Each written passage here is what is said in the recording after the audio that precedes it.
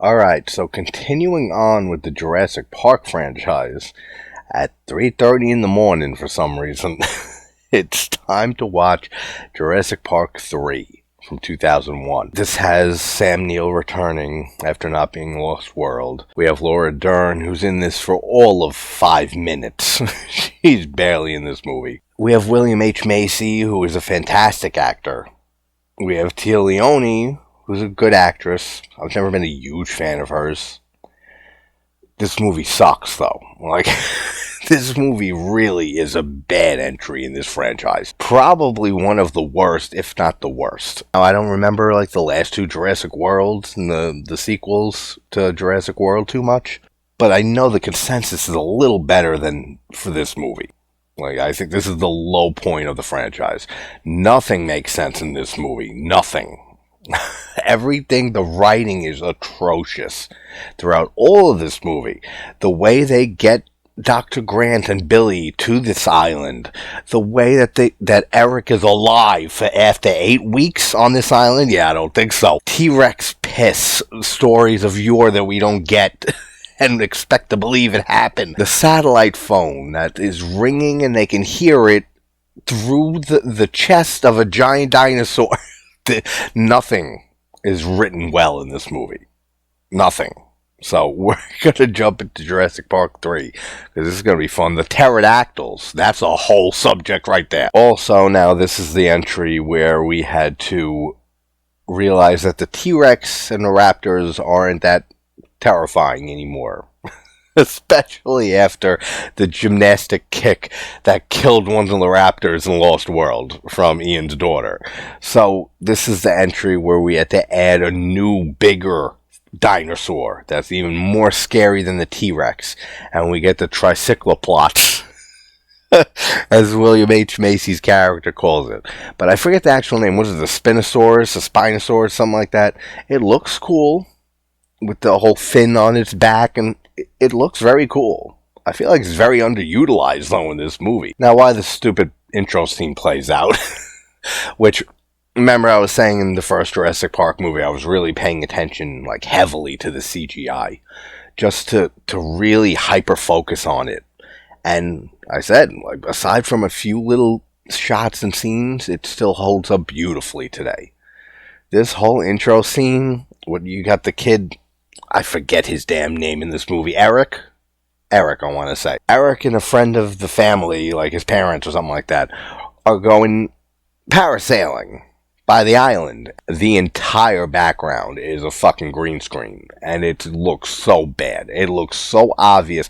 This is the point in the series where you don't have to hyper focus. You don't have to look for the CGI. It is blatant and shoving its ass in your face. The background does not look good at the beginning of this movie. But having said that, and as this plays out, this is a movie that, despite it being awful in almost every way for me, it's still a movie I can throw on pretty much whenever. It's still a movie I can throw on and have fun with it. And just have fun with the stupidity. Compared to recent examples like Critters 4 and Ghoulies 3 and 4. And those are just terrible films. And there is a difference and there is a standard. So to start with the stupidity with the pterodactyls. So the people on the boat that are driving while they're parasailing up there, they get eaten by pterodactyls. It's the only thing that could attack them and eat them. They're on the water. So we know it's the pterodactyls. We haven't seen a fucking pterodactyl before this movie, except the very, very end of Lost World, the last shot. And they're flying around in the air. So how come we never see pterodactyls in these movies? But then they have a whole cage system later on. So there's a little atrium that they're supposed to live in. But yet, I'm pretty sure there's one point that one of the pterodactyls just opens the gate and just walks out. So is it locked? Are they allowed to leave the island or not? They never make that clear, and they bounce back between it all over the place in this movie. So they show them in a little atrium, near the end of the movie, when they're going through that whole bird cage.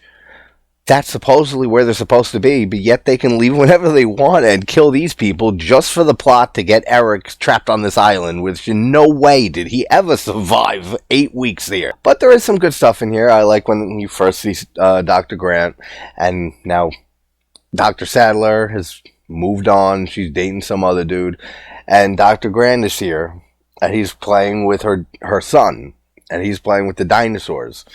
And it's so Dr. Grant to do this. It's just like, actually, Charlie, those are herbivores. They wouldn't be fighting each other. Like, these over here are the carnivores. He's trying to tell this little ass kid how to play with dinosaurs just because that's his field. Like, that's great. That's funny. That's right. To the point that Sadler comes and says, Alan, he's 3. So here's where they really try to start pushing the intelligence of the raptors, which we already got that in the first 2 movies. But this is where Grant is telling Sadler that, like, we were not even close with how smart these things are. And he starts this whole conversation with, do you remember the sounds they made? How the fuck could you forget the sounds that these things made? You were on an island being attacked by raptors. I'm pretty sure she's going to remember the sounds they were making. That's nothing to do with anything. But he says that they did, like, cranial scans, and they're smarter than primates. But again, yet we have in the next movie, they're getting trained by a Hemsworth. So I don't know how smart these things really are. And then that is basically the last we see Sadler until the very convenient satellite call that saves all their lives at the end of the movie. But despite the few stupid things in like this beginning 10 minutes here, it's not a bad beginning. Like, it's not a bad way to kickstart Jurassic Park 3. It's when the Kirbys approach Dr. Grant is where a lot of issues start for me with the script here. So Dr. Grant is giving lectures on raptors, it's colleges and stuff like that now. Everybody knows him as Dr. Grant, the guy who was at Jurassic Park where the accident in the park happened in the first movie. So they all have questions. He says, does anyone have a question that is not related to Jurassic Park? And all the hands go down. And then Dr. Grant even says, like, when he's asked if you can get on Isla Sorna, you wouldn't want to go there and study them? And he says, no force on heaven or earth can get me on that island. Except for Jurassic Park 3. That's where a big issue lies with me with this script and everything here. They really turned the character of Dr. Grant into a fucking moron in this movie. Like, he's a very intelligent guy in the first film. In this one, they turn him into an absolute idiot through a lot of the stuff and decisions he makes, or things that he doesn't do. And we're gonna come up on a big one, like, real soon, because now we hear the satellite phone of the Kirbys, or the people that are gonna take the Kirbys with Grant and Billy, which Billy's character is not really great either. I don't know, I forget the actor's name. He does fine. I don't really care for him. I guess because they didn't have Jeff Goldblum, they had to get some other guy to take his place a bit, and they ended up going with him. So he's fine. What is kind of cool is, this is 2001, early 3D printing of the Velociraptor chamber, and then Billy blows into it, makes the sound of a raptor. That's cool. And then William H. Macy, Mr. Kirby, arrives and invites Grant and Billy to dinner. Then this whole plot to get Grant on the island is just horrid. It is horridly written. First of all, he says that I can write all types of numbers on this check, Dr. Grant. Like, what's it going to take to get you? And he's saying that we have government approval to fly in a no-fly zone, and we can fly as low as we want. And then he accepts a check from them. And before going to this island, he doesn't look up this company. He doesn't do any background check. He doesn't look into Kirby Enterprises at all, or check that the check clears or anything. That is so... Are you fucking kidding me? Are you serious? They really expected anyone to believe that Dr. Grant is that stupid. I don't know. Like, that has never worked for me.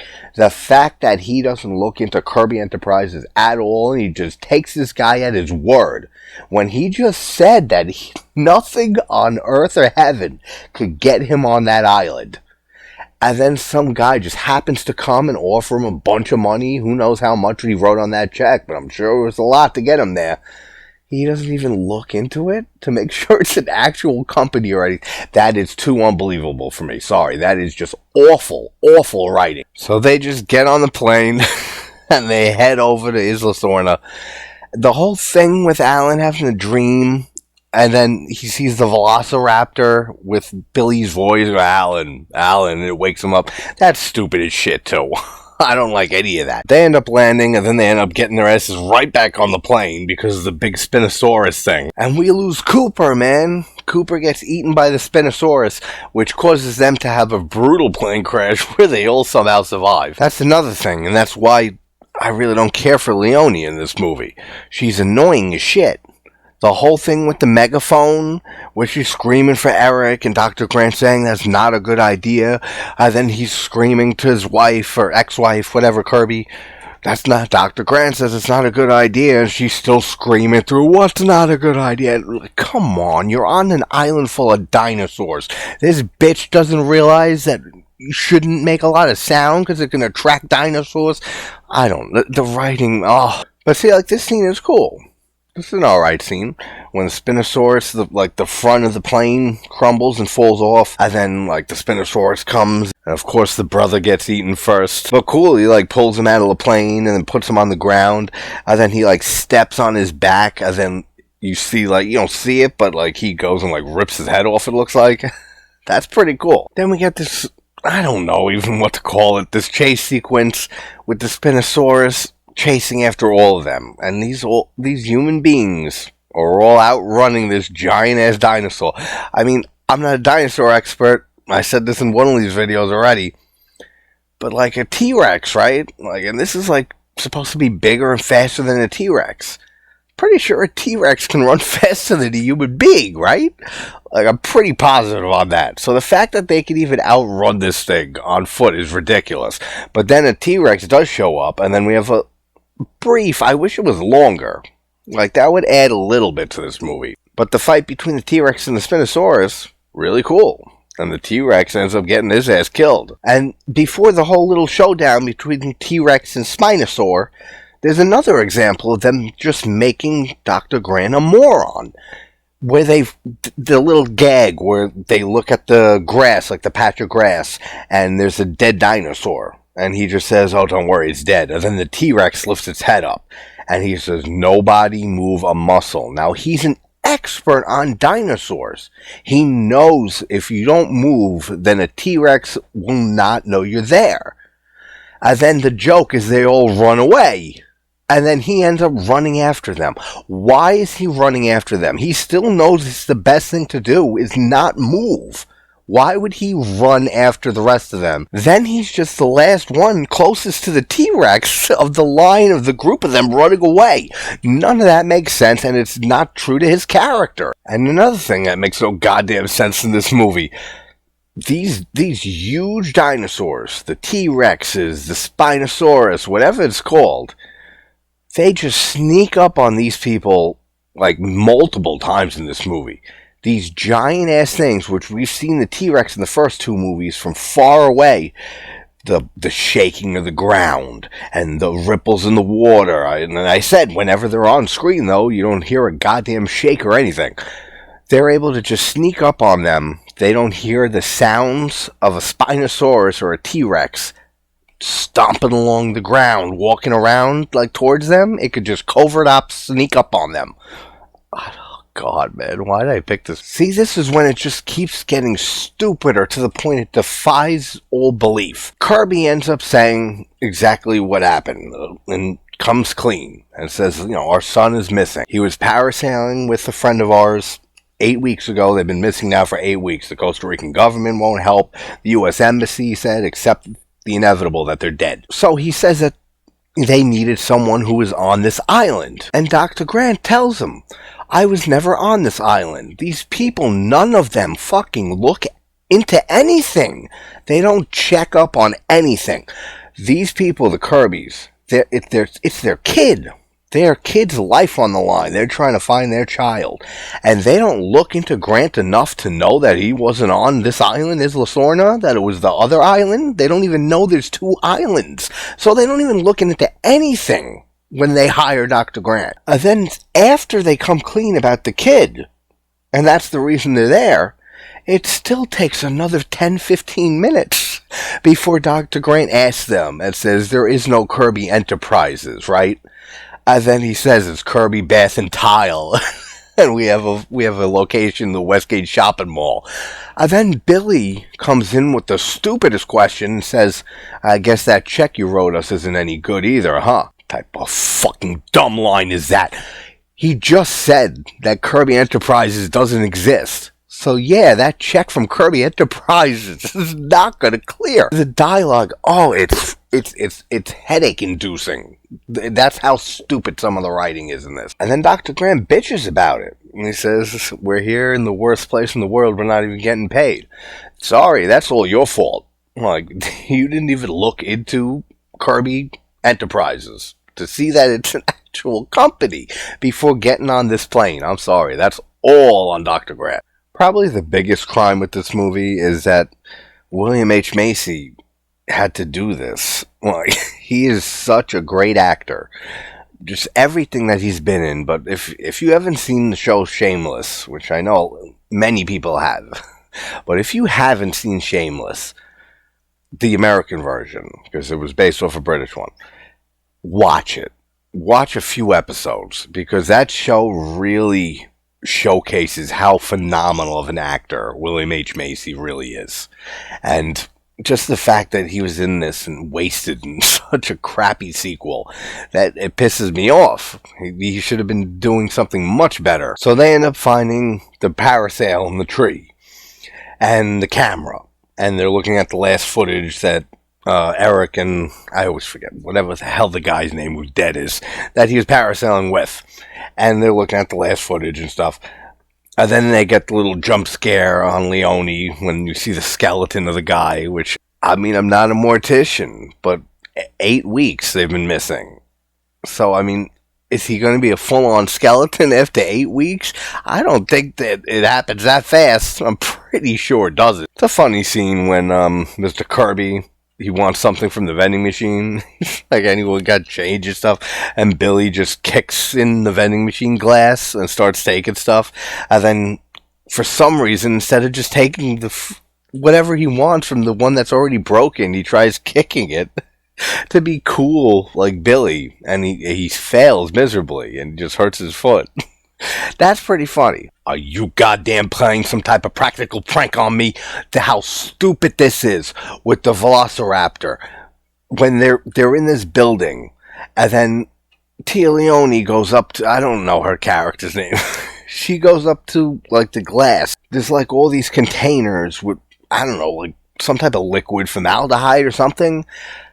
And one of the raptors, they're this intelligent, they're that smart, that it's pretending to be encased in the thing of formaldehyde, even though it's right behind it, just to wait for her to get close before it jump scares her. Get the hell out of here. That's so stupid, too. The drop in quality from Lost World, which is such a big drop in quality from the first film, is just astonishing. From Lost World to this movie. Let's say this. It's smart enough to pretend and bait this woman by pretending to be encased in a fucking tube of formaldehyde.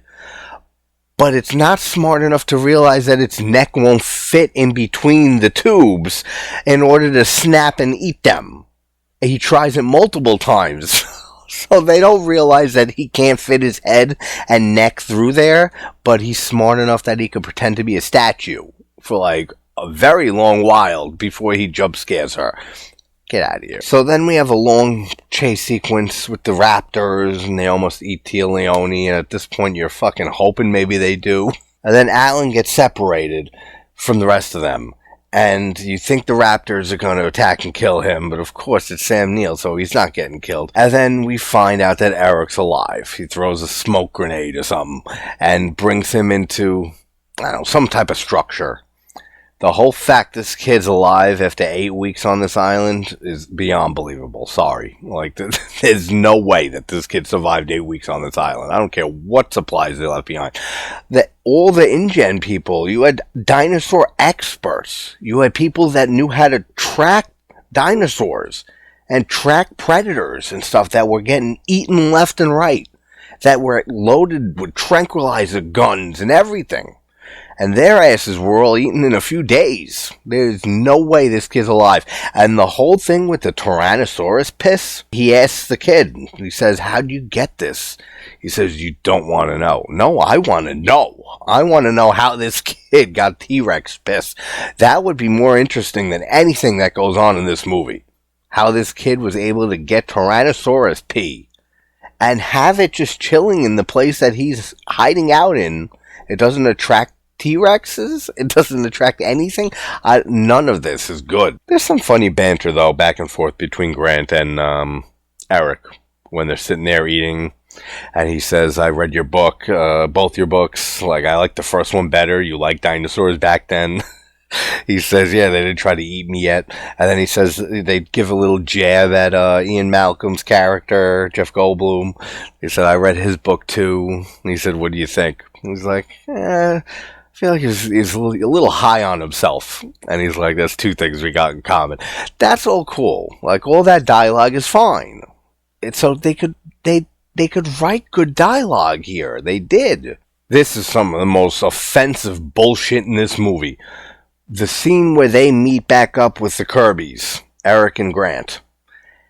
And then they hear the phone, and that's how they find each other. And Eric thinks that his father has the phone.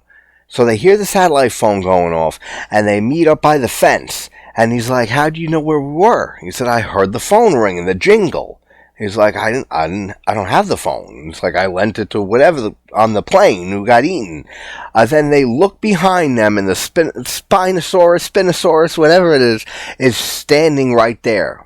They can hear the satellite phone, but they don't hear a Spinosaurus stomping around that is able to sneak up. Oh my God. I don't have the words to explain how stupid it is. I don't know if Dr. Grant knows what dinosaur this is, because I'm assuming he knows it's different than a T-Rex, because instead of using his T-Rex advice of don't move a muscle they can't see, he immediately says run. So I'm guessing he assumes that this dinosaur can actually see you.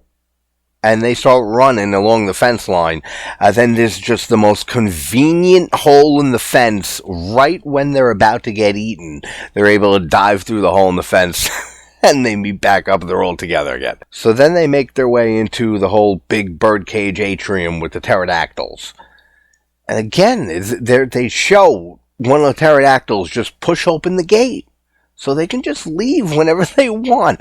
But then we don't see them, like I said, till the end of the last movie. So where the hell have the pterodactyls been? And then in this movie, they're in the cage, they're out of the cage. We also find out that Billy is an idiot, which we kind of knew already, but he ends up stealing the raptor eggs earlier. So now he's carrying around raptor eggs that he wanted to smuggle off this island. Dr. Grant really lays it into him, man. He says, you're no better than the people that built this place. Damn. Then this is when it really starts to test my patience, this movie. The whole scene here with the pterodactyls it's not great. Like, it's really not that entertaining to me. Then we have the whole sequence when they're in the cage and the Spinosaurus is trying to eat them and they're underwater, and then somehow the satellite phone works and they're getting a call after they find it in the shit piles of the Spinosaurus. Since it was in its stomach earlier, it shit it out, and they find it, and then when they're underwater, they get the call, and they're able to get this call from Sadler, and they're able to send, like, the National Guard to come help them. All of that, like, the last half hour of this movie is atrocious. And then right before they get rescued, they have the last encounter with the raptors, where Billy stole the eggs, but the raptors, for some reason, think that Taya Leone stole them. But this is just another example of the smarter than primates raptors in this series, because they get fooled by the 3D printed vocal chamber. They're not smart enough to look in front of them and say, that's not fucking one of us. That's not a raptor. That looks nothing like us. So they can't realize one of their own from somebody that looks nothing like one of their species. But again, it could stand still like a statue behind a glass of formaldehyde. So they get picked up, they get on the helicopter, and just like the first movie, it ends with the helicopter flying towards the sunset or sunrise, whatever time of day it is. So Jurassic Park 3, it's not good at all. There's really not much in this film that I enjoy. But again, it's just one that I could still throw on and watch and make fun of and have a good time with. Like, this is a fun watch. It's just an awfully written film. Like, the script is awful. It's the worst part of this film. But Critters 5 will be the next video. So wherever you guys are from, hope you're having a good morning, afternoon, or night. I will talk to you soon. Take care, everybody.